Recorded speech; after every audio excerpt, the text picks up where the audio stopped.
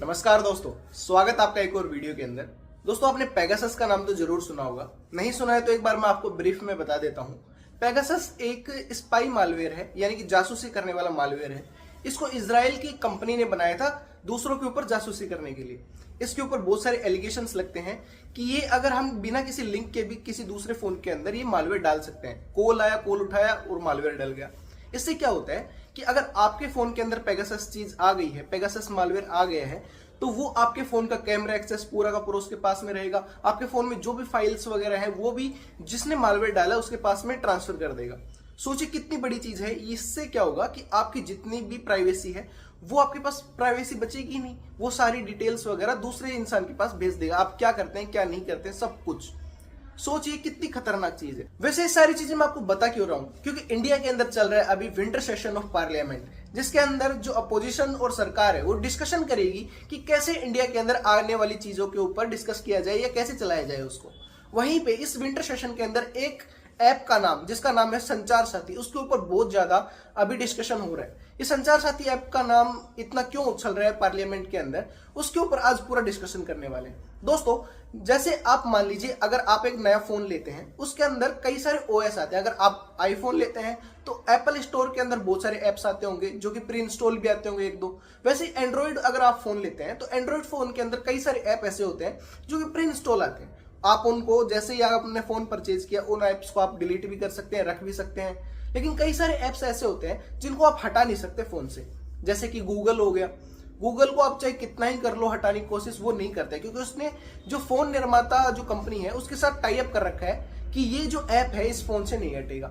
वैसे ही जीमेल का ऑप्शन आ गया। वैसे ही तीन चार चीजें आजकल ऐसा हो गया है कि वो आप चाह के भी उस फोन से नहीं हटा सकते।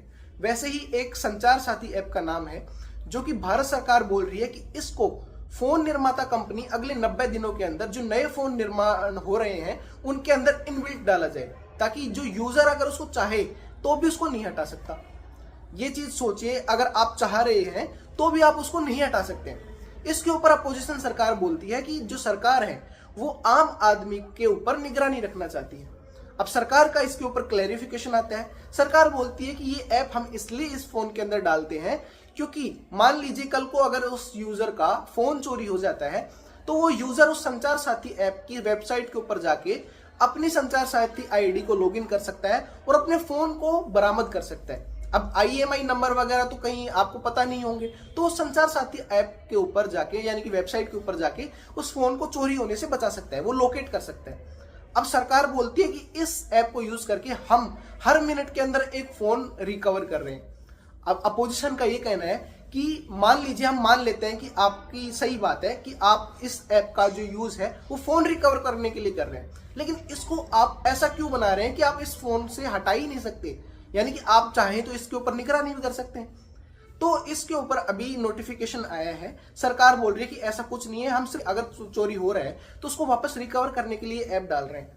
तो अभी जो अपोजिशन का प्रेशर के अंदर आके सरकार ने बोला है कि ये ऐप हम फोन के अंदर डलवाने के लिए नहीं बोलेंगे। अगर यूजर को चाहिए कि उसका फोन अगर चोरी हो जाए और वापस मिल जाए इजीली, तो वो अपने हिसाब से इसको इंस्टॉल कर सकते हैं।